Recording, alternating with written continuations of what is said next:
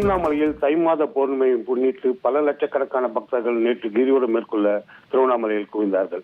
குறிப்பாக தை மாத பௌர்ணமி நேற்று இரவு 7:20 மணிக்கு தொடங்கி இன்று இரவு 7:35 மணி வரை உள்ள நிலையில் தை மாத பௌர்ணமியில் கிரிவலம் மேற்கொள்ள வெளிமாவட்டம் இல்லாது ஆந்திரா, தெலுங்கானா மற்றும் கர்நாடகா உள்ளிட்ட வெளிமாநில பக்தர்கள் சுமார் 10 லட்சத்துக்கு மேல் பக்தர்கள் குவிந்து கிரிவலம் மேற்கொண்டார்கள். மேலும் அண்ணாமலையார் கோவிலில் நீண்ட வரிசையில் காத்திருந்து தரிசனம் செய்தார்கள்.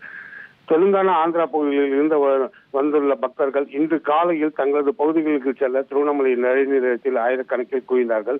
விழுப்புரத்திலிருந்து திருப்பதி நோக்கி செல்லும் பயணிகள் ரயிலில் பயணம் செய்வதற்காக குவிந்த நிலையில் ரயில் வந்தவுடன் பயணிகள் முண்டியடித்து ஒருவர் கீழே தள்ளி அந்த ரயிலில் ஏறியதால் மிக பெரும் பரபரப்பு ஏற்படுத்தது.